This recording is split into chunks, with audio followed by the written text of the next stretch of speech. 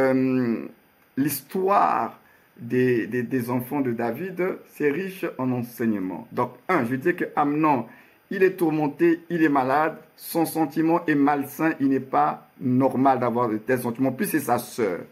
Deux, elle était vierge. Et lui, en réalité, il avait un objectif, c'est qu'il voulait la connaître tout simplement.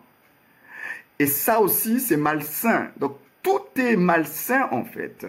Parce qu'elle était vierge. Parce que quand la Bible dit que Amnon était tourmenté jusqu'à se rendre malade à cause de Tamar, sa sœur, virgule, point, virgule, pourquoi on nous précise car elle était vierge. Pourquoi cette précision? Pourquoi on nous précise le fait qu'elle était vierge? Car elle était vierge et il paraissait difficile à Amnon de faire sur elle moindre tentative. Donc, tout ce qui se passe là, il n'y a rien de pur, tout est malsain. Mais tout est parti du fait que la Bible précise que Tamar, elle était belle. Elle était belle. Elle était jolie. Et parce que sa sœur était belle et jolie, ça a mené de la convoitise et ça a fait naître des désirs impurs dans le cœur de son propre frère. Maintenant, étant déjà dans quelque chose qui est impur, malsain, il est tourmenté dans son âme, ses pensées, il est dans les discours intérieurs, comment je vais faire pour la voir, c'est sa soeur, mais je pense qu'à ce moment-là, il a oublié que c'était sa propre soeur. Il était déjà parti dans son délire, donc il était déjà dans un autre état d'esprit, donc déjà tout est malsain parce qu'il a vu et il n'a pas su gérer l'information qu'il a vue et il a laissé libre cours à son instinct animal qui sommeille en lui et c'est parti dans tous les sens. Parce que quand la Bible dit qu'elle était vierge et il paraissait difficile à Amnon de faire sur elle la moindre tentative. Donc lui, son objectif finalement, c'était juste de la connaître. C'était de la connaître, c'était pas un objectif dans le sens où je l'aime, parce qu'à l'époque, apparemment, les demi-frères et les demi-sœurs pouvaient se marier. Donc, mais lui, c'était pas ça. Elle était vierge, il voulait absolument la connaître. Et c'est là où vous devez comprendre une chose avec notre adversaire. Tout ce qui se fait vite, vite, vite là, c'est pas Dieu. Dieu n'est pas dans les choses de vite, vite, vite là. Quand ça brûle, il faut que je dois le faire là, maintenant. Je dois absolument le faire maintenant. Les choses de vite, vite là, faites attention. Parce que dans les choses de Dieu, c'est pas dans le vite, vite qu'au point où tu deviens malade. Lui veut absolument la connaître. Et nous allons voir que même dans le discours, sa sœur va lui faire la proposition pour lui dire, mais allons voir le vieux père, présente la situation, il va même me donner officiellement épouse, pour toi on va faire les choses normalement, puisque c'était possible en Israël. Même cette option-là, de faire les choses selon la normale, il a refusé. Donc les choses de vite, vite, vite, là, le cœur est chaud, chaud, chaud, chaud, chaud. C'est pourquoi même en matière de sentiments, là, quand c'est chaud, chaud, chaud, là, calme-toi d'abord. Calme-toi d'abord. Parce que quand c'est chaud, chaud, chaud, chaud, chaud, là, oh, je suis tourmenté, je ne dors pas la nuit. Et justement, dans cet état-là, calme-toi d'abord. Parce que Amnon était aussi tourmenté. Il était malade. Il voulait vite, vite, vite, vite, vite. Maintenant, dans cet état-là, où il veut absolument connaître sa sœur, mais je me suis même posé la question. Et je pense que vous devez aussi vous la poser. Amnon, là, il est fils de roi. Donc, il a un statut déjà particulier. Les femmes, ce n'est pas les femmes qui manquaient en Israël. S'il voulait juste avoir une femme pour s'amuser ou les prostituées, machin là, il y en avait en Israël. Mais pourquoi une fixation sur sa sœur? Si ce n'était que pour se soulager là, sexuellement parlant, il pouvait chercher des femmes ailleurs. Lui, c'est seulement sa sœur. Et la Bible précise parce qu'elle était vierge. Mais même en Israël, il y avait d'autres vierges. Donc, déjà, vous comprenez, comme je vous l'ai dit, que c'est malsain, c'est pas pur, l'histoire d'Amnon. Maintenant, lui, il veut absolument connaître sexuellement sa propre sœur. Maintenant, au verset 3. Au verset 3, on dit qu'Amnon avait un ami nommé Jonadab. C'était un ami, mais en même temps, c'est son cousin, parce que Jonadab, il est le fils de Shiméa qui est le frère de David. Donc si Jonadab est le fils de Shiméa qui est le frère de David, donc Jonadab est le neveu de David. Donc Jonadab c'est le neveu. Et donc Jonadab, il est le cousin de Amnon. Et ce Jonadab-là, et la Bible va le présenter. La Bible fait, vous voyez, quand la Bible précise certaines choses, elle a tout son sens. Quand on parle de Jonadab, on dit quoi? On dit Amnon avait un ami, on est au verset 3. Amnon avait un ami nommé Jonadab, fils de Shiméa, frère de David, et Jonadab était un homme très habile. Point. Si on s'arrête là, quand on dit qu'il était très habile, là, de quelle habileté on parle? Pourquoi cette précision? Jonadab était un homme très habile, mais habile, on peut être habile dans beaucoup de domaines. Lui, il était habile dans quel domaine? Ça nous fait penser à Genèse 3. Genèse 3 nous dit quoi? On dit le serpent, ça commence par, on dit le serpent était quoi? Le plus rusé. Le serpent était le plus rusé des animaux que l'Éternel Dieu avait créés. Il était rusé. Et c'est cet animal qui était rusé qui a été choisi par le diable, l'ennemi, pour pouvoir l'utiliser pour séduire Ève. Mais à la base, on dit que le serpent était le plus rusé. Donc cette notion de ruse-là, elle était déjà dans cet animal-là, rusé. Et là, parlons de Jonadab. On dit que Jonadab était un homme très habile. C'est même pas qu'il était habile, hein. On dit qu'il était très habile. Donc, il connaissait bien son métier dans le domaine de l'habileté, là. Ah oui. Alors, il était très habile. Mais non, on va découvrir en quoi ce monsieur, il était très habile, parce que Jonadab va devenir le conseiller.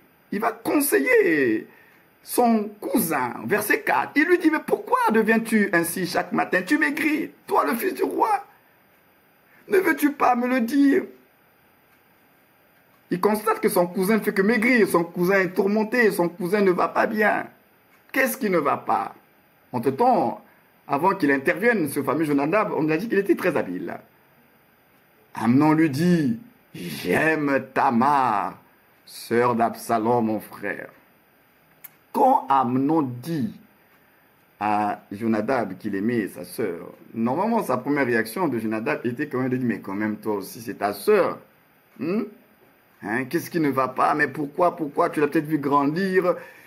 Mais au verset 5, Jonadab lui dit, après que Amnon lui ait fait part qu'il aimait sa sœur. Maintenant, c'est là où vous découvrez dans le verset 5 qu'il est très habile, justement. Ah oui, hein, il est très habile, parce que le conseil, il lui donne une stratégie. Il est très habile. Les hommes habiles, on maîtrise les stratégies. Jonadab donne une stratégie à Amnon. Donc la stratégie pour pouvoir connaître Tamar est venue de qui? De celui qui est très habile, c'est-à-dire Jonadab. Jonadab lui donne même un plan. Comment tu peux faire? Il dit, voilà, mets-toi au lit et fais le malade. Quand ton père viendra te voir, tu lui diras, permets à Tamar, ma sœur, de venir pour me donner à manger. Qu'elle prépare un mets sous mes yeux, afin que je le voie et que je le prenne de sa main. Verset 5, Jonadab donne le conseil. Il lui donne une stratégie. Il dit, voilà comment tu peux faire. Oui, c'était un homme très habile, mais très habile dans le mal. Il est très habile, mauvais conseiller. Mais en tout cas, il donne une bonne stratégie, puisque la stratégie de Jonadab a marché. Fais semblant d'être malade, demande à ton père de faire appel à ta sœur, etc. Comme ça, dès qu'elle va venir, tu pourras mettre à exécution ton plan. Quand vous écoutez Jonadab, c'est le diable qui parle. Quelquefois, on a des conseils comme ça, tu as des pensées comme ça. Une pensée qui te traverse. Tu peux faire ci, tu peux faire ça, et puis personne ne te verra, qui connaît même. On a souvent des Jonadab à côté de nous. Pas que en tant que des frères ou des sœurs, même nous-mêmes, à travers nos propres pensées là. C'est-à-dire que Jonadab, c'est un type de pensée que tu peux avoir et que tu gères en toi. Et qui t'oriente dans une mauvaise direction. Mais tu gères cette pensée-là en toi. Donc les pensées Jonadab, on va se repentir ce soir aussi, si Dieu le permet. Des pensées comme ça là, qui te donnent, tu es en train de concevoir un plan. David lui-même, il tombait dans ce piège-là. Quand il a vu Bathsheba, les pensées Jonadab, même si c'est juste une image, hein, ce type de pensée-là a commencé en David. Et il s'est fait un plan. Je vais faire ci, je vais la demander de venir au palais. Je ne sais pas quel prétexte on a donné à Bathsheba pour qu'elle vienne rencontrer le roi. Et un plan qui était là. Bon, quand elle va venir, je vais faire ci, je vais faire ça. Après, je vais l'inviter dans ma chambre. Après, voilà ce qui va se passer. David avait aussi conçu quelque chose comme ça. Il l'a fait pour coucher avec Bathsheba. Il va encore concevoir un autre plan, aussi machiavélique que le premier, quand elle va tomber enceinte de lui. Comment on va faire? Bon, comme il ne peut pas assumer la grossesse de Bathsheba parce qu'il est le roi et que ce n'était pas sa femme, c'était la femme quand même de son soldat, de son homme de guerre. Alors comment on va faire? Bon, ben, son mari qui est au combat là-bas pour les intérêts du royaume, on va le faire revenir. On peut dire que tu as beaucoup combattu, viens un peu te reposer, viens un peu profiter de ta femme. Comme ça, le soir là, quand Uri va revenir, profitons des joies, des retrouvailles avec sa femme. Comme ça, demain, elle va lui coller la grossesse. Regardez le plan de David, la pensée. Je parle ici de pensée. Réfléchir comme ça. Donc, David fait revenir Uri dans sa maison, dans son foyer, pour que la grossesse, là, la sienne, on colle la grossesse de David à Uri. Pour que elle, Bathsheba, lui dise, en fait, tu sais, quand tu t'es rentré ce jour-là, mais c'est ce jour-là justement enceinte de toi. Comment Uri allait douter, puisqu'il est rentré se reposer, puis il est parti avec sa femme. Vous voyez que David va concevoir ce plan-là. Et là encore, ça ne marche pas. Donc, dans la pensée même de David, j'ai dit, je vais vous parler de pensée, ça vient du cœur. Donc, David, il conçoit le plan. Comment coller la grossesse à Uri? Ça ne marche pas. Il va concevoir un troisième plan. Bon, puisque je ne peux pas concevoir la grossesse, coller la grossesse là, il faut absolument alors, parce qu'avant que sa femme commence puisque lui, il est en plein front, il est en pleine guerre. Comment derrière lui, sa femme est tombée enceinte? On saura bien quelqu'un passé par là.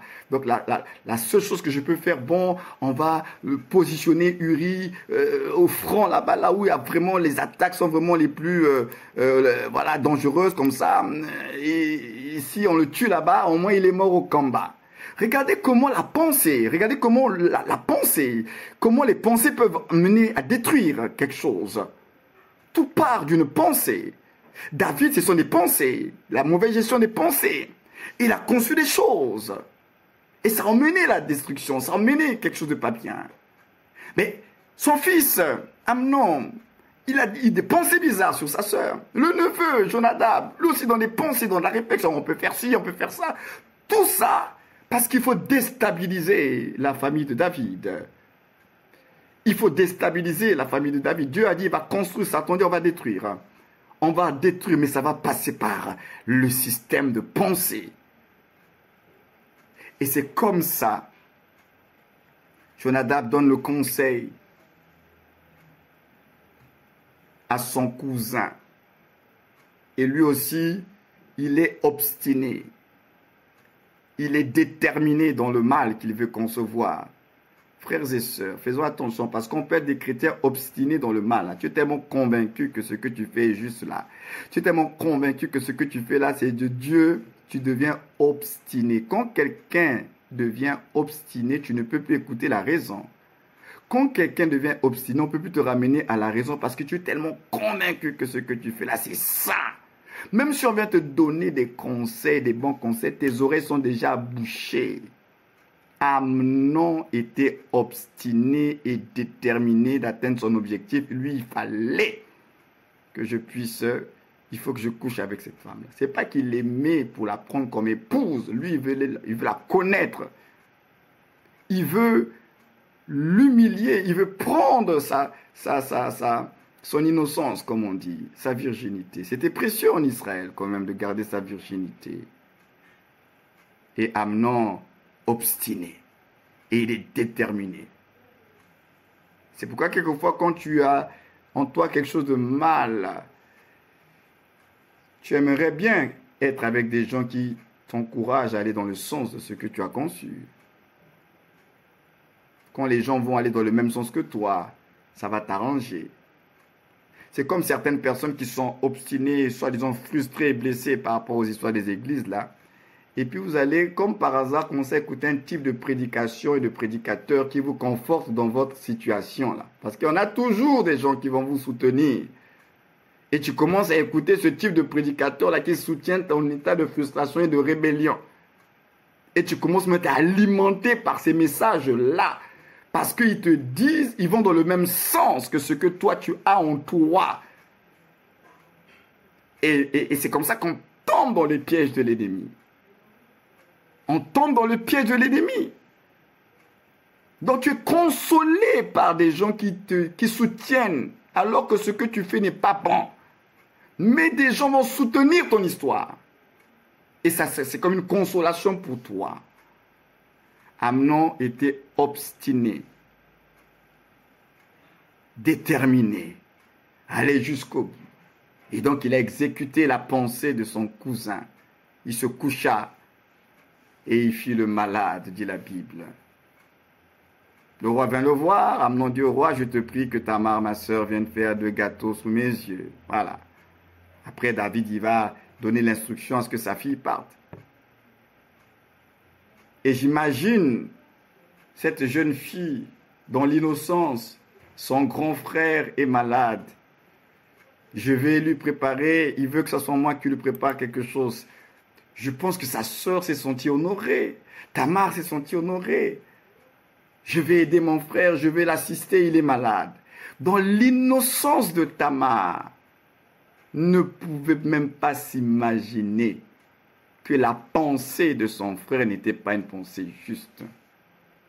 Et c'est ce qui se passe dans nos rapports aussi en tant que chrétiens. Quelquefois, toi tu pour toi là avec des pensées pures à l'égard d'un frère et d'une sœur. Tu veux l'aider, tu veux l'assister, mais l'autre en face de toi là, tu ne sais pas quelles sont ses pensées à ton égard. Et demain, quand un acte est posé, toi-même tu es surpris, dis, mais c'était mon frère, c'était ma soeur, mais moi j'ai voulu juste l'aider, moi j'ai voulu juste apporter ceci à la soeur, moi j'ai juste... Mais vous tombez des nues, parce que ce sont les pensées qui sont corrompues. Tamar ne pouvait pas s'imaginer que dans sa pureté, qu'elle venait pour aider son frère qui était malade, que ce dernier, lui, il avait un projet plutôt, la maladie, c'était le moyen par lequel il voulait satisfaire son obstination. Faisons attention. C'est pourquoi on a dit, on est dans un temps de marathon, il faut se repentir. Ayons des pensées pures, les uns vis-à-vis des autres. Ayons des pensées pures. Parce que je peux vous assurer, c'est parce que Dieu, il est bon, hein. Si Dieu pouvait mettre sur vidéoprojecteur ce soir-là, partage d'écran sur mon ordinateur, tous nos cœurs et nos pensées là, je pense qu'il y en a vite qui allaient quitter la réunion et après vous n'allez plus vous regarder dans les yeux. Hein? Pourquoi? Mais parce que nos pensées, nos ennemis travaillent avec les pensées. La bataille des pensées, il ne faut pas jouer avec. C'est une bataille sérieuse, la bataille des pensées. Quelquefois, un frère peut être gentil avec une sœur. Il est pour lui gentil, mais toi, la sœur en crie, tu commences à t'imaginer des histoires. Le frère est pour lui gentil. Tu es dans des difficultés, il est en train de t'aider. Mais toi, déjà, tes pensées sont déjà polluées. Tu commences à t'imaginer, on dirait que. Le frère, il n'y a pas d'on dirait que. Le frère est pour lui gentil. La gentillesse d'un frère comme la gentillesse d'une sœur, il ne faut pas mal interpréter cela comme une intention de drague ou bien je ne sais pas pour flirter. Il y a des gens, ils sont pour eux gentils. Mais toi, tu vois la gentillesse du frère, tu commences à t'imaginer des choses. Alors que lui n'a aucune intention à ton égard. Et c'est dans les deux cas de figure, il n'y a pas que les frères, même les sœurs, dans les deux cas de figure. Alors que être gentil, c'est une bonne chose. Mais c'est comme si on n'a plus le droit d'être gentil dans le monde d'aujourd'hui. Dans le monde d'aujourd'hui, si tu es gentil, ça emmène une interprétation. Mais pourquoi vous voulez interpréter ce qui est gentil? Gentil, c'est gentil. Mais quand c'est gentil, là, c'est maintenant, mais pourquoi il est gentil? Pourquoi il m'a fait ceci? Mais c'est gentil. Il est pour les gentils. Donc, les frères et les sœurs, arrêtez de mal interpréter les comportements des uns et des autres. Amen. Il y a des gens, tu es pour toi gentil, tu es gentil. La sœur, elle est gentille, ok. Le frère, il est gentil, ok, merci Seigneur. Et puis on avance. Parce que le jour où le frère va se rendre compte que lui, il était plus gentil que la sœur commence à avoir des sentiments pour lui, ça va casser quelque chose dans la relation. Parce que pour se protéger, lui, il va dire, mais maintenant la sœur, elle me regarde différemment. Elle ne me regarde plus comme son frère. Hein. Et moi aussi, il la regarde plus comme ma sœur. Et après, ça va mettre un froid entre vous. Alors qu'avant, quand vous êtes dans l'innocence, là, on est ensemble, il n'y a pas de souci. On peut partager un McDo ensemble, un shawarma ensemble, sans se poser des questions. Oh. Mais aujourd'hui, là, quand tu poses cet acte-là, pourquoi il m'a offert le McDo? Pourquoi il m'a offert le shawarma? Parce qu'on est arrivé dans un monde où nos pensées sont de plus en plus corrompues, qu'on a du mal, même quand un cadeau est fait, de se dire que peut-être parce que la personne elle a pensé à moi. Parce que penser à une personne n'est pas toujours dans le sens impur ou bien dans le sens d'avoir de flirter avec la personne. Il y a des gens qui, je le répète, qui sont pour elle gentils. Après, c'est vrai que je dois préciser qu'il y a la nature aussi de ce que l'on offre à la personne. Parce que une sœur en Christ, le frère, tu vas pas aller lui offrir des dessous de vêtements. Ah non, c'est pas ta copine, c'est pas ta femme. Il faut savoir ce qu'on offre.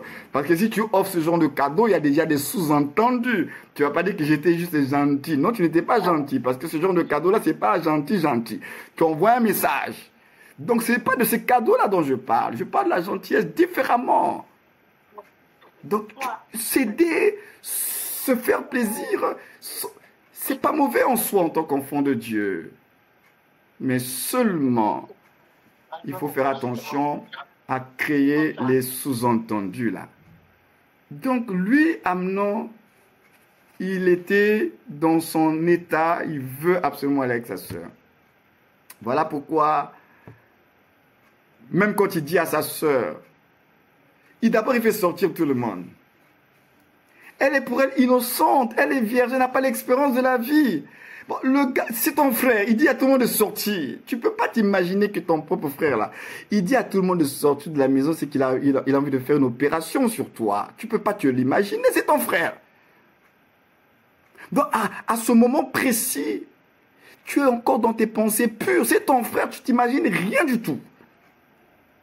Et beaucoup d'entre nous, souvent, on est comme Tamar. On ne s'imagine rien du tout. On ne peut pas s'imaginer que là, X ou Y personne va me faire ça parce que j'ai mes pensées pures et c'est mon frère, c'est ma soeur, il n'y a rien qui va arriver. Il fait sortir tout le monde. Ça, c'est pour quelqu'un qui n'a jamais fait la vie parce que Tamar n'a pas fait la vie. Hein? Maintenant, pour une fille qui a fait la vie là, qui connaît les petits codes là. Quelqu'un dit tout le monde sort, on va rester que 2 à 2 là. Une fille qui a fait la vie, elle peut déjà se dire, c'est suspect ça quand même. Hein? Pourquoi il veut seulement qu'on reste tous les deux là? Mais Tamar, la Bible dit, elle était vierge. Donc, en d'autres termes, elle n'a jamais fait la vie. Elle ne connaît pas ces choses-là. Donc, elle ne pouvait pas s'imaginer. Plus pire encore, c'est que lui, il veut absolument qu'elle vienne le servir dans la chambre. Une fille... Tu viens voir un garçon, il dit non, viens, on va traiter nos affaires dans la chambre. Pourquoi il veut qu'on traite nos affaires dans la chambre? Quand tu veux qu'on traite les affaires dans la chambre, c'est que c'est déjà suspect. Pour quelqu'un qui a fait la vie, il peut déjà flairer la chose là. Mais Tamar ne pouvait pas s'imaginer, Tamar, que son frère, même si elle venait le voir dans la chambre, ça va faire quoi? C'est mon frère, il est malade, je viens lui apporter à manger. Mais justement, le plan de Amnon, avec le mauvais conseil de Jonadab, c'était de l'amener dans la chambre, on fait sortir tout le monde. Et même les serviteurs qui étaient là ne pouvaient pas s'imaginer.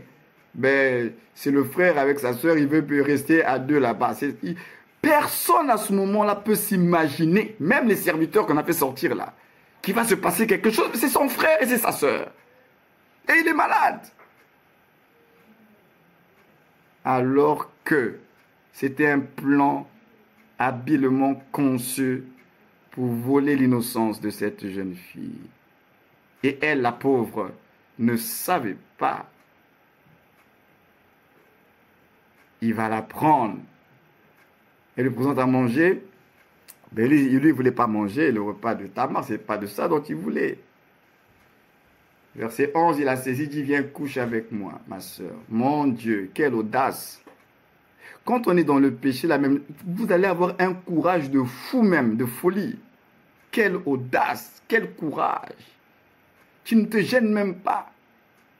Tu le dis clairement. Ma soeur, viens, couche avec moi. C'est même pas ta femme. Mais tu le dis quand même. Donc tu as un courage comme ça de malade, un courage satanico-diabolique. Tu vas l'avoir, ce courage-là. Elle lui répondit, non mon frère, ne me déshonore pas, car on n'agit pas ainsi en Israël. Là, il y avait une loi en Israël. Elle connaissait Tamar, la loi d'Israël. Amnon aussi connaissait la loi, mais ils s'en fichaient royalement. Parce que c'était sa petite sœur. Donc lui, il était le grand frère. Donc il était au courant de cette affaire-là. N'agis pas ainsi. Ne commets pas cette infamie parce que c'était grave. D'abuser comme ça d'une jeune fille et puis d'une vierge. Elle dit, où irai-je moi avec ma honte et toi tu serais comme l'un des infâmes en Israël. Elle pense même à lui, parce que dans cette affaire, selon la loi d'Israël, le violeur aussi, il devait subir les sanctions de la loi. Donc elle voulait aussi protéger son frère. Ne fais pas ça parce que la loi va tomber sur toi. Si tu fais ça, mon frère, tu vas subir le jugement de la loi. Parce que tu vas transgresser la justice de la loi. Ne fais pas ça. Donc elle pense aussi à son frère. Elle ne veut pas qu'il soit sous le coup de la justice de la loi. Non, non, lui, ce n'est pas son problème. Lui, il a son objectif. Elle va même lui proposer une solution alternative. Bon, comme tu m'aimes là, et comme apparemment il pouvait aussi se marier entre les demi-frères et les demi-sœurs là-bas. Elle dit, écoute, elle dit, maintenant je te prie, parle au roi, et il ne s'opposera pas à ce que je sois à toi, comme c'est sa demi-sœur. Parce qu'à l'époque, effectivement, les gens se mariaient à les demi-frères et les demi-sœurs, là ça se faisait, Elle, son problème, c'est qu'il allait abuser d'elle et lui ôter sa virginité. Ce n'était pas tant le fait qu'il aimait sa sœur, c'était le fait qu'il va abuser de sa sœur. Il faut faire la nuance. Le problème de Tamar, ce n'est pas l'amour que Amnon a pour elle. Le problème de Tamar, c'est que Amnon veut abuser d'elle. Alors que c'est contraire à la loi. C'est ça le problème de Tamar. Le problème de Tamar, c'est que ce que Amnon veut faire, ce qui est contraire à la loi, c'est le fait que Amnon veut abuser de sa sœur qui est vierge et qui n'est pas sa femme. Ce n'est pas le fait qu'il ait des sentiments pour elle. C'est ça le problème de Tamar. Et Amnon ne veut rien entendre, il est obstiné. La Bible dit que, mais il ne voulut pas l'écouter. Donc vous comprenez bien que depuis le début, cette affaire-là, c'était malsain. C'était pas pur dès le début. Même quand elle lui propose cette alternative, il ne veut pas. Donc il voulait autre chose. Il ne voulut pas l'écouter. Et il lui fit violence, la déshonora et coucher avec elle. Donc il va violer sa sœur. Quel drame, les amis. Et comme l'affaire là, dès le départ, c'était déjà pas bon, regardez ce qui va se produire au verset 15. Je vous avais dit que le diable là, il est le même qui vous tente. Et quand vous avez cédé à la tentation, il est le même aussi qui vient encore vous accuser. Je veux le répéter, Satan vous tente. Il vous pousse à la faute. Et quand vous fautez, c'est le même là qui vous a poussé à la faute qui vient encore vous accuser et vous condamner. Mais regardez ce qui se passe. Il était aimé, tourmenté dans les histoires de sa sœur, après avoir eu, puisque soi-disant il pensait que c'était de l'amour, etc. Verset 15, on dit, puis Amnon eut pour elle une forte aversion, une forte haine, plus forte que n'avait été son amour. et il lui dit, lève-toi, va-t'en, comme une chose. Vous imaginez la blessure pour une telle femme, quel rejet, quelle humiliation. Maintenant qu'il a satisfait son désir, il a ôté son innocence, maintenant il la jette comme une vieille paire de chaussettes comme ça. Vous vous rendez compte? Donc ça confirme que l'amour ou le sentiment que Amnon avait dès le départ, il était impur. C'était pas pur parce qu'elle était belle. Et que de cette beauté-là, il a voulu avoir un trophée de chasse. Je vais enlever sa virginité, je lui enlève sa virginité. Là. Elle est belle, je vais enlever, pas quelqu'un d'autre, c'est moi-même. Vous voyez comment le diable travaille pour déstabiliser. Et là, dans cette histoire, la famille de David, c'est cette histoire qui va amener l'instabilité dans la famille de David. Parce que cette histoire-là va avoir maintenant ce qu'on appelle les dommages collatéraux. Parce que dans cette affaire-là, il n'y a pas que Amnon, il n'y a pas que Tamar, il n'y a pas que Jonadab. Parce que dès le départ, le verset 1er nous parle de quelqu'un. Ce quelqu'un-là, il s'appelle Absalom. Verset 1er, on dit, après cela, voici ce qui arriva. Absalom, fils de David, avait une sœur qui était belle et qui s'appelait Tamar. Donc, dans cette affaire-là, il n'y a pas qu'une affaire de Amnon, de Tamar et de Jonadab. Il y a quelqu'un dans cette histoire-là qui, subissant donc les dommages collatéraux de cette affaire, va devenir lui aussi un instrument que Satan va utiliser pour déstabiliser la famille de David. Et cette personne-là, c'est Absalom. Absalom qui est le frère aîné de Tamar. Et c'est ce que nous verrons le vendredi prochain, si Dieu le permet. On va s'attarder le vendredi prochain sur Absalom. Là, on a parlé de Amnon, qui a eu des mauvaises pensées. Il a vu sa sœur. Ça a généré en lui de mauvaises pensées. Il n'a pas su refouler cela. Il a écouté le mauvais conseiller. Et il est allé jusqu'au bout de son obstination. Et il a abusé de sa propre sœur. Et il a ouvert la boîte de Pandore. Il a ouvert la boîte de Pandore parce qu'il n'a pas su gérer ses pensées. Il n'a pas su gérer ses émotions. Quand nous ne savons pas gérer nos pensées et nos émotions, nous allons ouvrir des brèches et des accès à l'ennemi. Et dans cette affaire, vous devez savoir que vous n'êtes pas seul, on est liés. Donc, ça veut dire que nous sommes interconnectés. Ce que tu vas faire là peut avoir des dommages collatéraux autour de toi. Si par exemple tu vis une situation, tu ne sais pas comment gérer la situation, tu n'as pas ta bouche là, tu ne sais pas la tenir, tu vas parler à X, X va parler à Y, Y va parler je ne sais pas à qui, et c'est comme ça que ça a fait le tour et le processus d'autodestruction est lancé. Parce que des gens n'ont pas su gérer les informations, n'ont pas su gérer leurs émotions. N'ont pas su se dire, mais ça, ce n'est pas normal. C'est quand même ma petite sœur.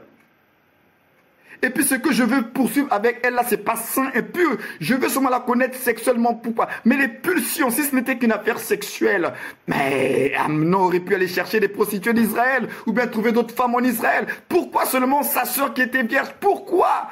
T'es impur. Parce que le diable a poussé sans qu'ils s'en rendent compte dans cette affaire-là. Parce que l'objectif, c'était pas de satisfaire cette pulsion sexuelle. L'objectif, c'était qu'il fallait déstabiliser. Il faut déstabiliser la maison de David.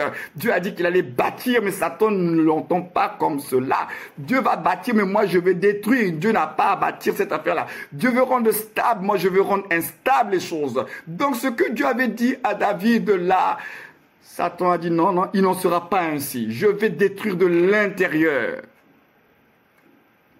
Je vais détruire de l'intérieur. Voilà comment il a inspiré des mauvais désirs au fils de David. Sans même qu'il se rende compte qu'il a été inspiré par le diable. Parce que tout ce qu'il a eu à entreprendre était malsain, impur. Donc tout ce qui était malsain, impur, ça ne pouvait pas venir de Dieu. Cette impureté dans sa démarche-là, il a été inspiré par quelque chose. Et c'est pourquoi je vous avais dit que souvent le diable, quand il travaille dans nos vies, il fait de façon subtile et toi tu ne t'en rends même pas compte, c'est l'ennemi qui t'a inspiré des choses. Et tu vis d'une certaine façon, tu poses certaines... Mais c'est l'ennemi qui est déjà venu polluer tes pensées. Mais ça ne s'est pas fait de façon brutale, les amis. C'est sûr que Amnon a trouvé ça normal. Ben, elle est belle, c'est ma soeur, je suis tombé amoureux. Mais non, ce que lui croyait au départ être un amour, ce n'était pas de l'amour. Ce n'était pas de l'amour, c'était beaucoup plus malsain que cela. Il a cru au sentiment qui l'a animé. Mais le sentiment qui l'a animé d'attraction à l'égard de Tamar n'était pas le sentiment de l'amour, c'était un sentiment impur.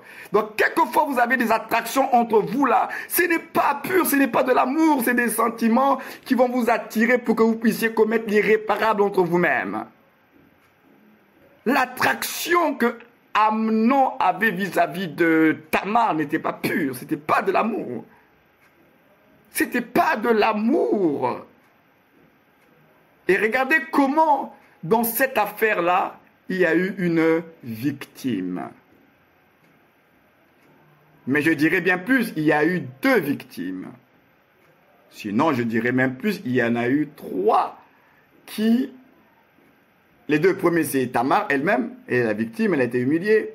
Deuxième victime, c'est son frère, parce que c'est quand même sa sœur. Hein. Quand ta sœur se fait abuser, se fait violer, on n'est pas bien. Mais la 3e victime, finalement, qui n'est pas physique, humainement parlant, mais c'est la 3e victime, c'est quoi? Ou bien c'est qui? C'est le royaume d'Israël. C'est la famille de David. Parce qu'au final, cet acte de Amnon va être la porte qui va déstabiliser la famille de David. Donc au-delà de Tamar qui a été humilié, au-delà de Absalom qui a été blessé aussi, mais c'est le royaume, c'est la famille qui va aller dans tous les sens. Donc quand nous posons les actes là, Satan n'a jamais été pour l'unité dans une famille. Satan n'a jamais été pour la stabilité dans une famille. Jamais. C'est pourquoi il combat l'unité dans les familles. C'est pourquoi même dans nos églises locales, il combat l'unité dans les églises. Il n'aime pas ça.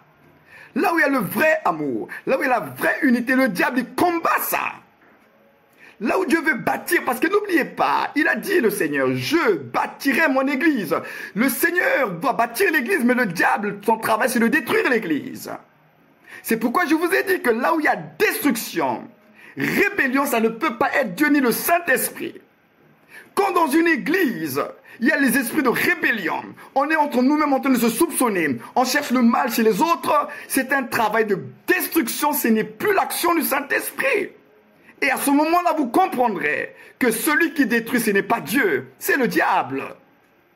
Parce que là où Dieu veut bâtir, Satan va détruire. Donc ce message aussi, c'est pour ouvrir nos yeux. Pour qu'on comprenne que là où il y a la destruction, là, ça ne peut pas être Dieu. Donc on est dans un marathon, on doit se repentir d'avoir été des instruments conscients ou inconscients de l'ennemi pour apporter la déstabilisation, l'instabilité dans l'église. Là, je ramène ça maintenant à l'église du Seigneur. Que ce soit nous au Maroc, que ce soit dans le corps du Christ, c'est la même chose, c'est les mêmes choses qui se reproduisent. L'église doit être bâtie. Jésus bâtit son église. Mais on a un qui travaille pour ne pas que le travail que Jésus fait dans son église par le Saint-Esprit soit bien fait. Et celui-là, c'est le diable.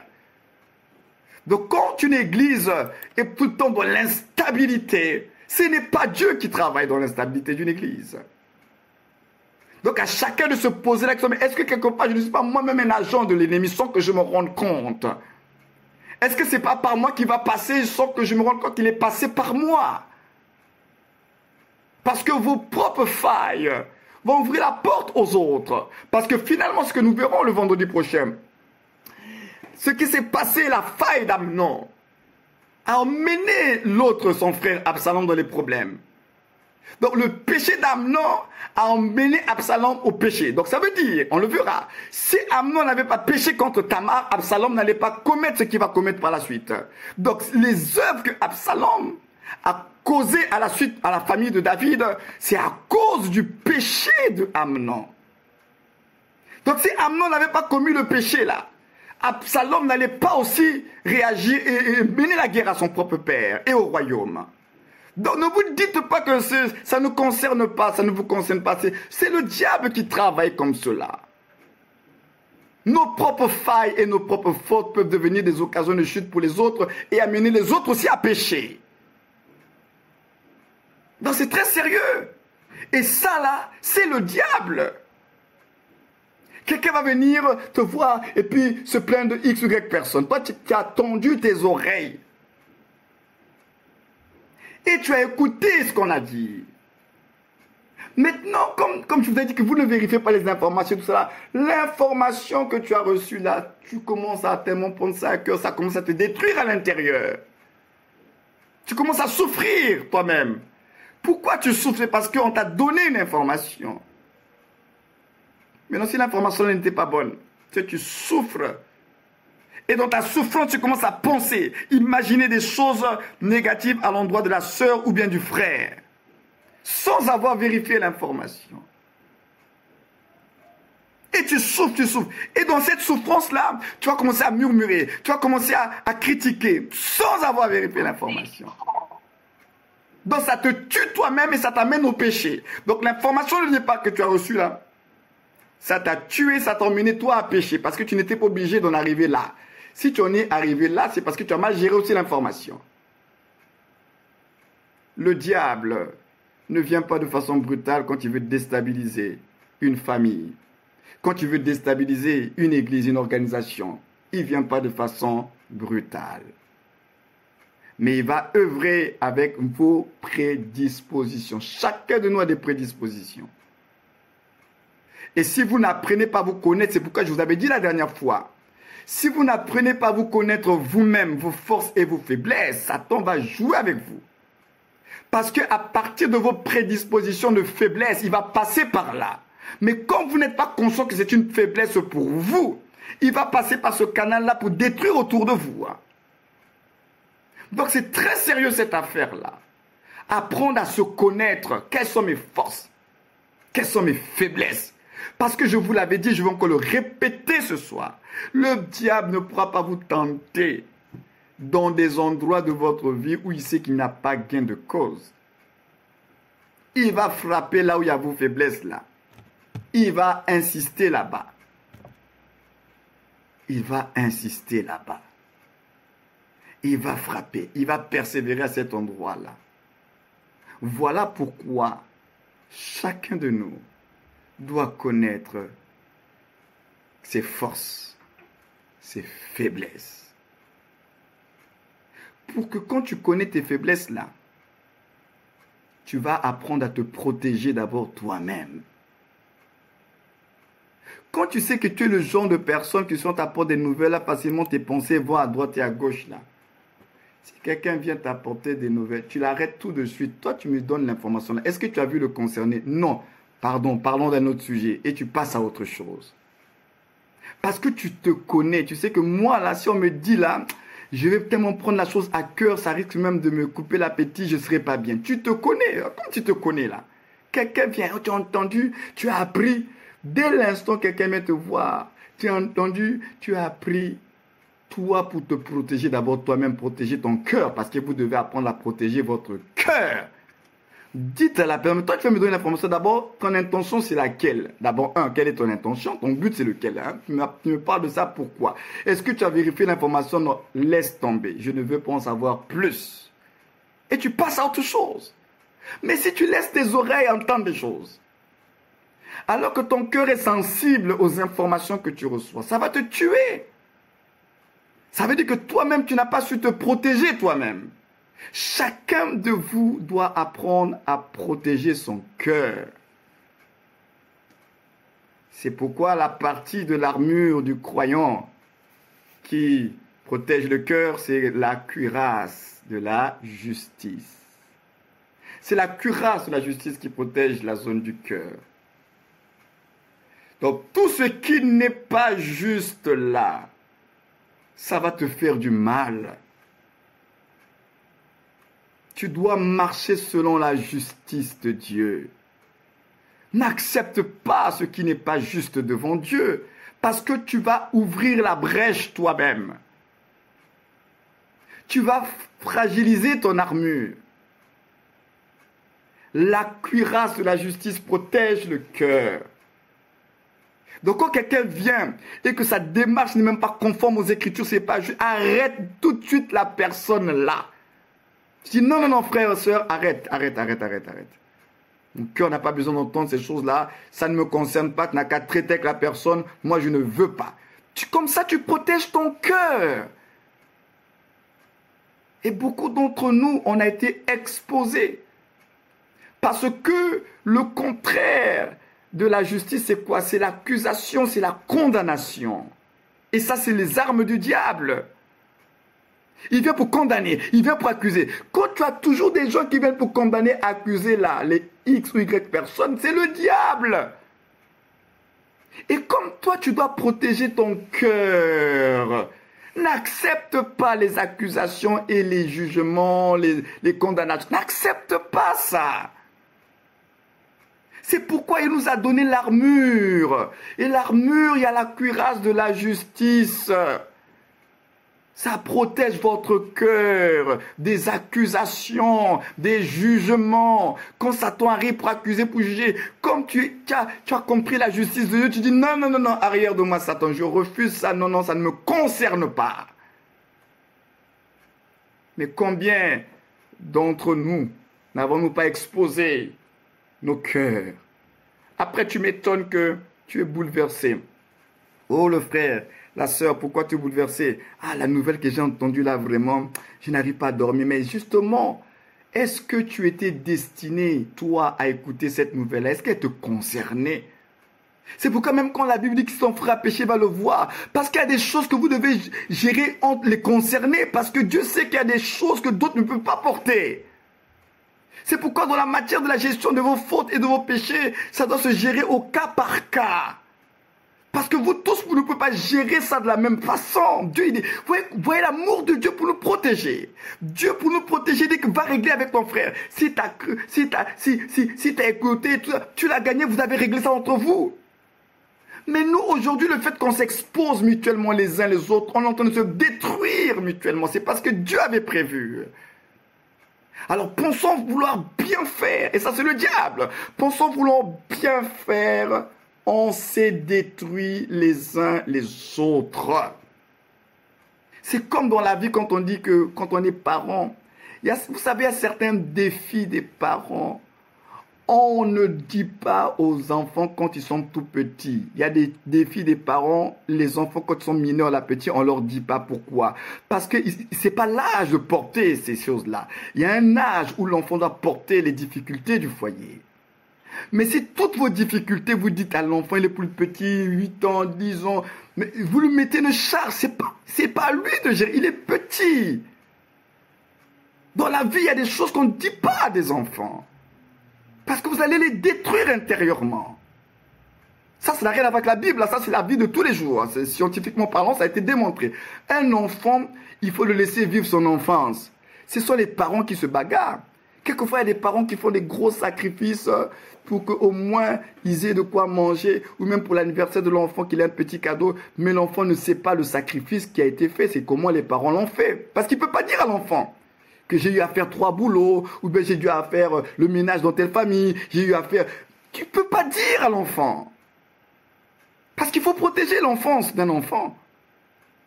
Mais il y a certains parents mal, qui sont irresponsables.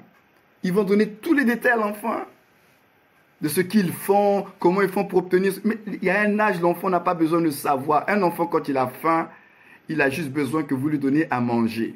Comment vous allez avoir l'argent pour le manger? Un enfant, quand il est petit, ça ne lui regarde pas. Vous n'allez pas lui justifier les choses. Tu sais, s'il n'y a pas si... Non, un enfant, il faut préserver son adolescence, son enfance. Et beaucoup dans nos familles, on n'a pas su protéger les enfants. Tous les problèmes, toutes les difficultés des parents, on a livré ça aux enfants alors qu'ils étaient encore tout petits. En pensant bien faire. Maintenant, ces enfants, ils portent ça dans leur enfance et ça les tue. Parce que vous avez volé leur enfance. Il y a des choses, les amis. Dieu, il est plus sage que nous. Donc, même en matière de faute et tout, vous réglez seulement que la personne concernée. Mais quand vous livrez ça là, vous ne savez pas les autres. L'état de leur cœur, comment ils vont gérer ça. Ils ne sont même pas concernés. Et vous allez les tuer à cause de votre manque de sagesse. Dieu est plus sage que nous. Dieu est plus sage que nous. Tout commence par une information. Tout commence par comment j'ai pris connaissance de cette information, par quel canal j'ai reçu cette information. Par mes yeux, par mes oreilles, par une odeur, par un ressenti, par une expérience physique.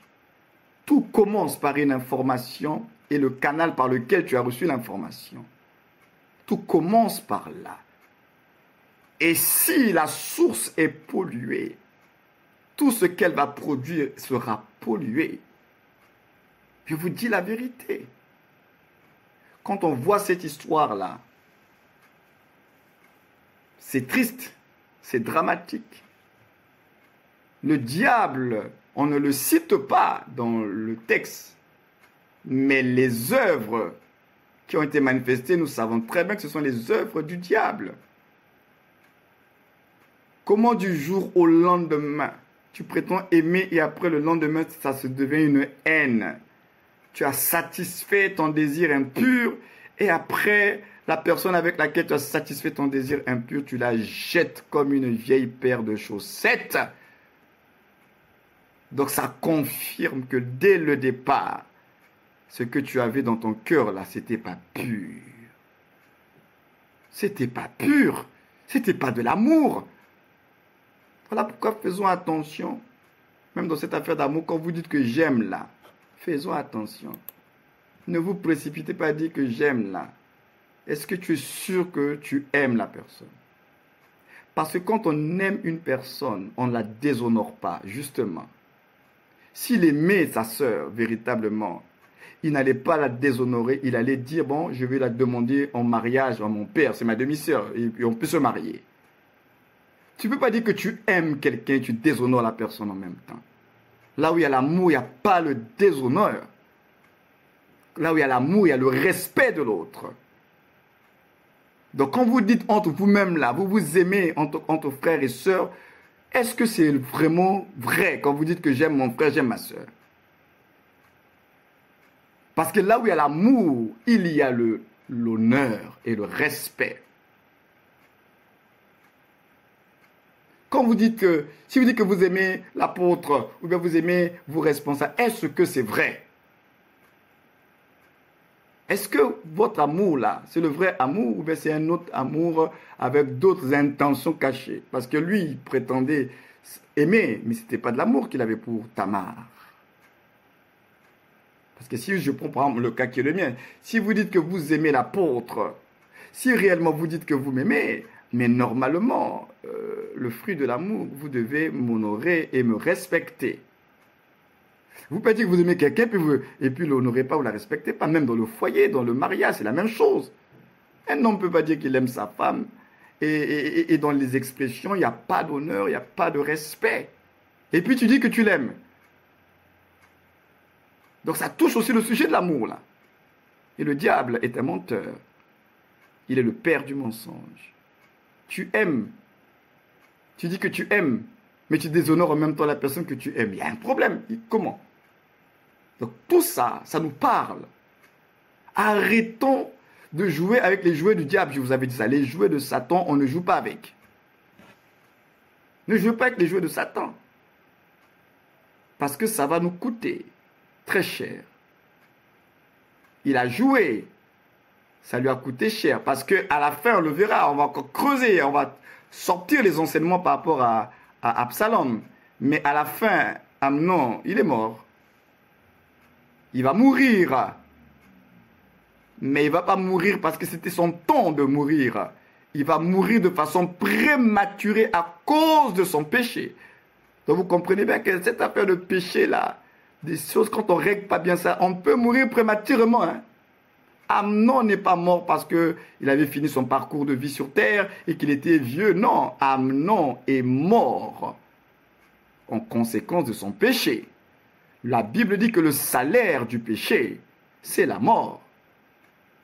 Donc quand vous jouez avec le péché, avec les joujoux de Satan là, la mort vous guette tous là. Et la mort peut avoir plusieurs formes, c'est pas que physique. Ça peut être dans d'autres domaines de votre vie, vous ne comprenez pas. Parce que vous jouez avec les joujoux de Satan. Le salaire du péché, c'est la mort. Et le péché, il a plusieurs formes. Quelquefois, vous pensez que ce n'est pas un péché, alors que la chose que vous faites, c'est un gros péché même. Et nous verrons le vendredi, par la grâce de Dieu, que justement, que cette affaire de silence, la loi du silence, quand vous êtes silencieux, que à travers le silence et les ténèbres, Satan travaille dans les ténèbres. Le silence d'Absalom, Satan va travailler à travers ce silence-là. Et dans beaucoup de nos vies, Satan travaille à travers nos silences-là. C'est pourquoi Dieu ne nous appelle pas au silence, Dieu nous appelle à parler, à dire les choses les uns les autres, mais dans l'amour. Le silence, j'avais fait un post là-dessus, n'est pas une preuve de sagesse. Ah non, moi je vais éviter les problèmes. Non, justement. Et ce que tu dis là, tu as l'impression que c'est juste, c'est pieux. Alors que le diable t'a inspiré même, sans même que tu te rendes compte. Souvenez-vous, on avait vu Pierre. Le même Pierre qui a reçu la révélation que Jésus était le Christ et le Messie. Le même Pierre, la même période, va mettre Jésus à côté. À Dieu ne plaise. On a vu ça la dernière fois. À Dieu ne plaise. Non, ne vous dites pas que ça ne peut pas vous arriver. Parce que Pierre ne savait pas qu'à ce moment-là, la pensée qu'il avait, ça ne venait pas de lui, c'était le diable. Donc ne te dis pas non, l'apôtre disait, moi ça ne va jamais m'arriver. Attention, quelquefois ça vous arrive, mais vous ne savez pas que déjà vous êtes en train de jouer avec les joujoux de Satan. Parce que la pensée même que vous avez là, en vous disant que non, c'est la sagesse, je vais rester silencieux, c'est même pas la pensée de Dieu. Mais vous êtes convaincu que c'est la pensée de Dieu et Satan va passer par là. Et à travers le silence, il va apporter la destruction. Donc c'est très sérieux ce que nous sommes en train de partager avec la famille de David parce que le diable est à l'œuvre. Là où Dieu veut bâtir, il y en a un qui veut détruire. Il y en a un qui veut détruire. Et celui qui détruit, ce n'est pas Dieu. Dieu ne peut pas détruire sa propre œuvre, c'est faux. Donc que ce soit dans nos maisons, dans nos couples, que ce soit même dans l'église, là où il y a destruction, ça ne peut pas être Dieu, ce n'est pas le Saint-Esprit. Là où il y a division, ce n'est pas Dieu.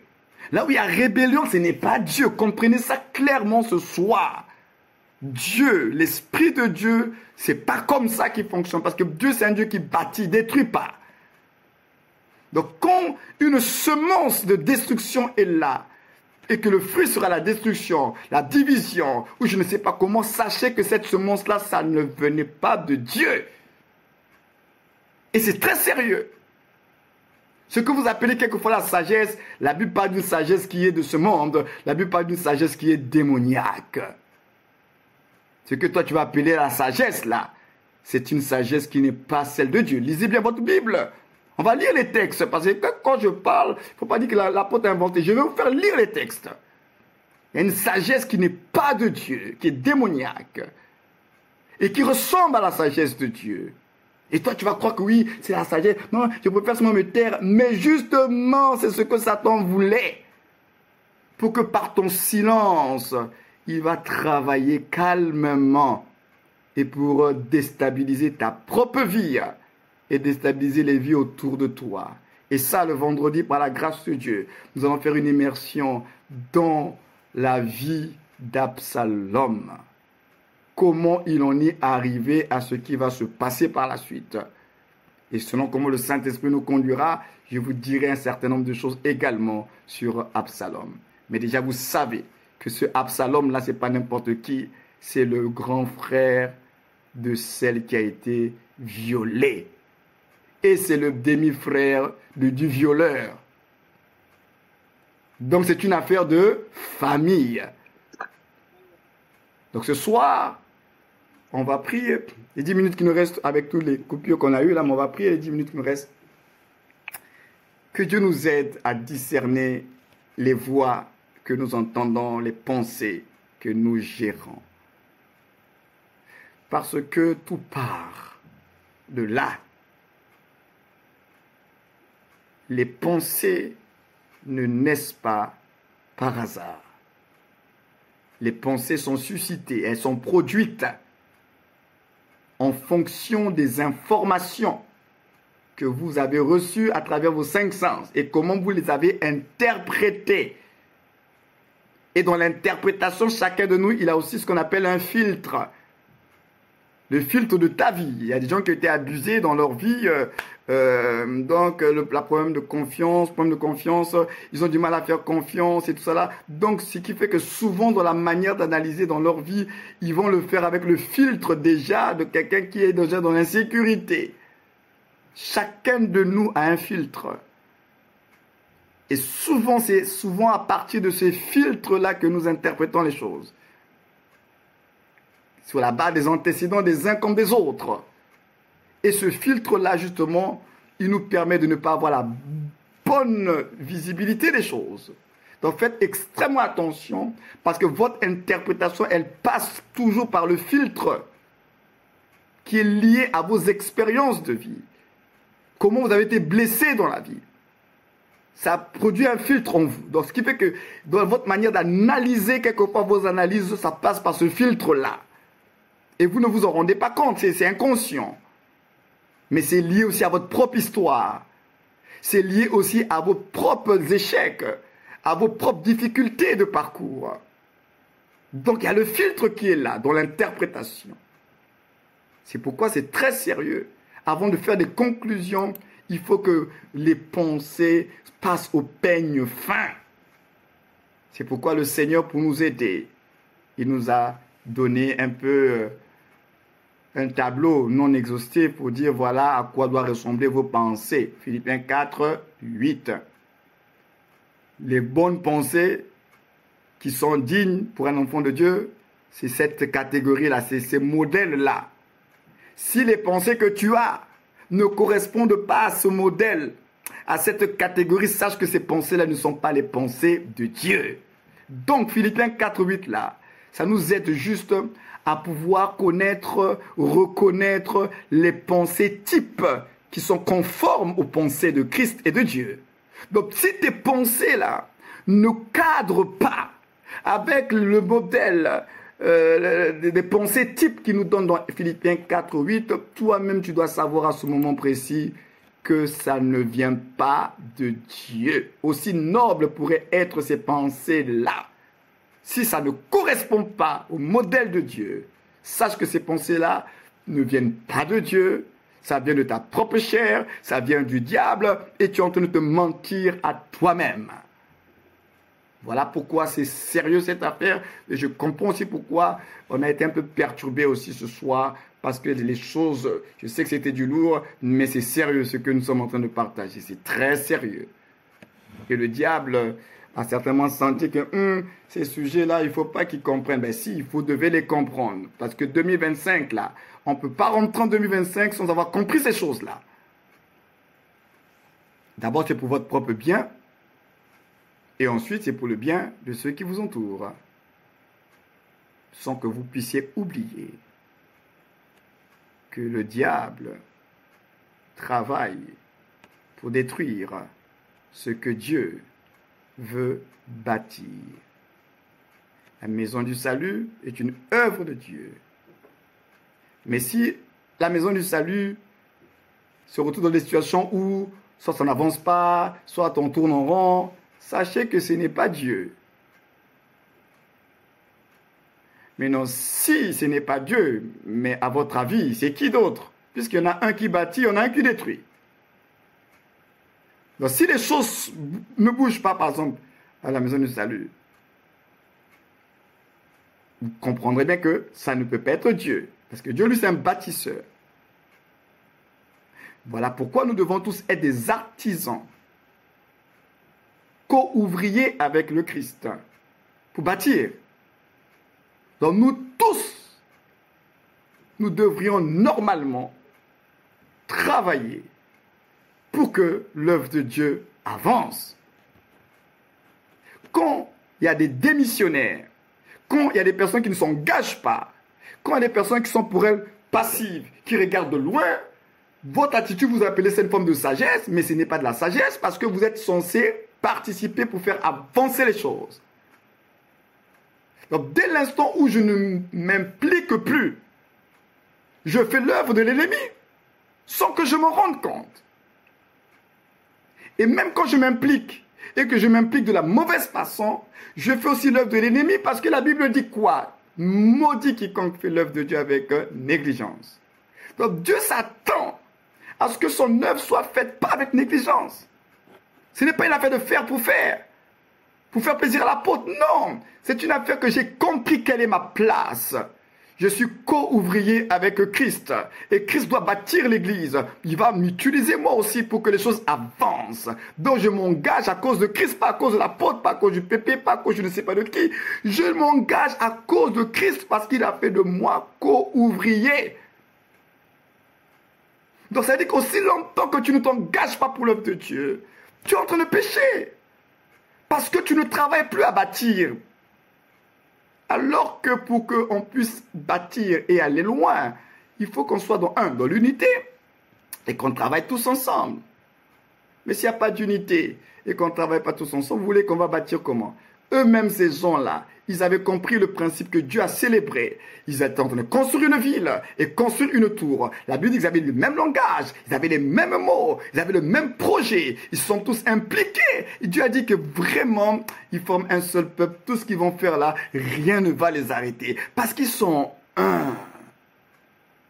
Ils sont dans la même vision, dans la même direction. Ça va marcher. Et nous, ces principes-là, on les bafoue. Et on veut que les choses avancent comment? Non, on doit se repentir. Parce que quelque part, chacun doit s'observer. Est-ce que je suis impliqué? Est-ce que je suis engagé comme il se doit dans l'œuvre de Dieu? Est-ce que je travaille pour que les choses marchent? Ou bien je suis moi passif, hein, je n'ai pas d'autre endroit où aller, bon, je préfère moi rester là, au lieu de repartir dans le monde, bon, je reste là quand même. Non!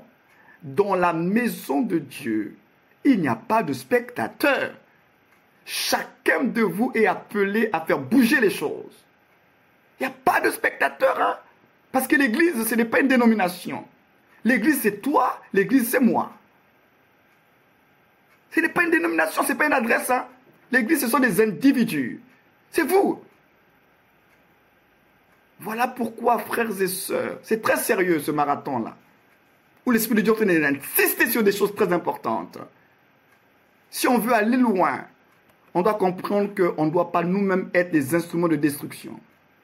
Parce qu'on peut le devenir, de façon consciente ou inconsciente. Si on veut aller loin, on ne doit pas être des instruments pour déstabiliser l'équilibre, la paix dans une famille d'église. Parce que celui qui travaille pour déstabiliser, c'est le diable. Satan, ses œuvres, la Bible dit, nous n'ignorons pas ses desseins. Ils sont à découvert.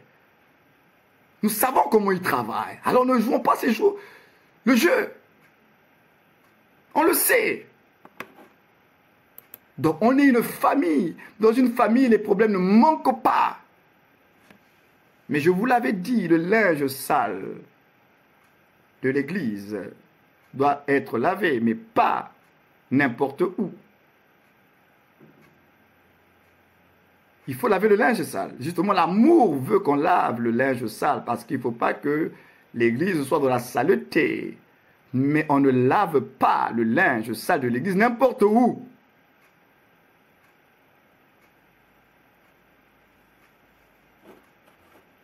Je comprends alors. Et j'espère que les aigles, ceux qui ont l'esprit prophétique, comprennent les temps que nous sommes en train de vivre là. Il y en a un qui veut la destruction, il y en a un qui veut bâtir. Donc si indirectement tu as été un instrument de destruction de façon inconsciente, tu dois te repentir. Peut-être que dans ton quartier, tu aurais pu faire plus.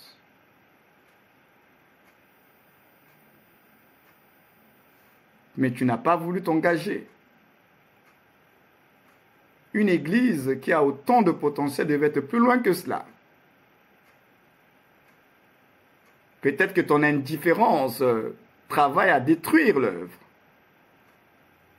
Ton manque d'engagement, ton manque de sacrifice, ta négligence, ce sont des éléments que l'ennemi va utiliser pour détruire. Parce que pour bâtir, il ne faut pas qu'il y ait une négligence. Pour bâtir, il faut qu'il y ait un esprit de sacrifice. Pour bâtir, il faut de l'engagement. On ne peut pas bâtir sans ces éléments-là. Vous voulez bâtir quelque chose, mais il y a la négligence. Vous voulez bâtir quelque chose, vous n'êtes pas prêt à payer le prix. Vous voulez bâtir quelque chose, mais vous n'êtes pas engagé. Mais ça, vous n'allez pas bâtir. Vous ne bâtirez pas comme ça. Et ça, Dieu ne fera pas ça à notre place. Vous êtes tous responsables de votre investissement dans l'œuvre de Dieu. Donc ce soir, prions et que le Saint-Esprit nous permette. Là, on va pas se repartir en salle, hein, puisqu'il est 22 heures là. On va juste prier ensemble. Que Dieu nous aide. On ne veut plus, peut-être qu'on a fait des choses dans l'ignorance, mais nous on a compris que l'œuvre de Dieu, celui qui veut détruire, ce n'est pas Dieu, c'est le diable. Et nous, on ne veut pas jouer le jeu du diable. On préfère décliner, on dit non, moi je ne joue pas ce jeu-là. Je ne joue pas ce jeu-là. En le faisant, vous allez faire honte au diable. En le faisant, vous allez l'exposer à la lumière. Comme lui, il aime travailler dans les ténèbres, c'est le moyen de l'exposer à la lumière. Il ne supporte pas la lumière. Satan aime nous maintenir dans les ténèbres. Et quand nous prendrons la décision de fonctionner dans la lumière, nous allons mettre à nu les œuvres du diable et on va avancer. Mais aussi longtemps que nous allons gérer les choses des ténèbres dans le... toujours en bas là, ou bien dans le fameux silence qu'on appelle la sagesse là, aussi longtemps qu'on sera dans ça, on lui donne des accès et des droits. Donc nous on dit non. On dit non. C'est pourquoi le thème que nous allons aborder aussi au Maroc quand je vais venir, c'est réveille-toi, toi qui dors. Et on dit, et le Christ t'éclairera. Et le Christ t'éclairera. Réveille-toi d'entre les morts. La mort, ce sont les ténèbres. C'est l'obscurité. Mais on dit, réveille-toi d'entre les morts. Réveille-toi, toi qui dors. Et le Christ t'éclairera. Par sa grâce, nous allons toucher pas mal de choses pendant mon séjour. Mais c'est pour vous dire que c'est sérieux. On est tous responsables. Tous responsables. Hein? L'œuvre de Dieu ne repose pas sur un homme. Non. Ce n'est pas un homme qui peut faire l'œuvre de Dieu tout seul. L'œuvre de Dieu repose sur une équipe. Sur des individus, chacun a un couloir, chacun joue sa partition. C'est comme dans un chantier. Vous avez vu, dans un chantier, il y a plusieurs corps de métier dans un chantier. On bâtit une maison ne se bâtit pas qu'avec un seul homme d'abord. Et il y a plusieurs corps de métier pour bâtir une maison. Et ce que Dieu fait par rapport à son église, il fait la même chose. Il utilise plusieurs grâces et plusieurs personnes pour bâtir son église. Et ces personnes, c'est vous. C'est moi. Donc, personne ne doit se considérer être inutile. Personne n'est inutile. Tu es utile pour Dieu. Ne te dis pas que je n'ai rien à apporter si tu as quelque chose à apporter. Qui sera utile? Il y a des gens qui apportent leur joie, leur bonne humeur, leur réconfort. D'autres, ils ont leur libéralité, ils savent comment donner, soutenir. Chacun peut apporter pour soutenir l'œuvre. Ne te dis pas que je n'ai rien à apporter. Tout le monde ne prêchera pas. Tout le monde ne sera pas établi dans une responsabilité haute dans l'église locale. Mais tout le monde servira Dieu. Servir Dieu, ce n'est pas un titre. Ce n'est pas le titre qui te donne le droit de le servir. Tu le sers parce que tu es son enfant.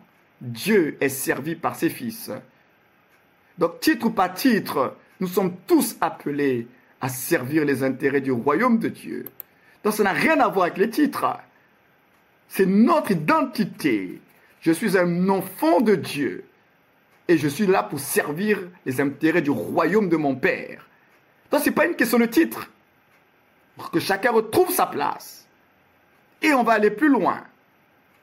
Et on va mettre à la lumière tous les mensonges du diable. Satan est un menteur, mais il profite des ténèbres pour agir et nous bloquer. Non, on fait le choix de dire non aux ténèbres. On fait le choix de marcher dans l'amour. On fait le choix de marcher dans l'amour et à cause de l'amour, nous allons nous dire des choses. À cause de l'amour, on va se dire la vérité. Pas pour juger, pas pour condamner, mais parce qu'on veut aider les autres. On est appelé à marcher dans l'amour. Et ce n'est pas une option. Donc Satan, il ne veut pas. Mais nous, on va lui faire comprendre qu'on est des fils de lumière. Fils de lumière, les fils de Dieu. Et les fils de lumière marchent dans la lumière, dit la Bible. Et on doit marcher dans l'amour de Dieu. Et l'amour, ça pardonne, ça supporte, c'est patient, ça n'envie pas, ça croit. L'amour, c'est ça. On a besoin de revenir à l'identité parce que Jésus revient chercher une église qui a compris qui elle est et qui l'attend et qui se sanctifie. Que Dieu nous accorde sa grâce et sa miséricorde de capter ces choses, de les intérioriser et de marcher selon elles. Alors on va prier ce soir, implorons encore la grâce, implorons encore la miséricorde de Dieu parce qu'on en a besoin. Je peux vous assurer qu'on en a vraiment besoin. Prions tous dans le nom de Jésus.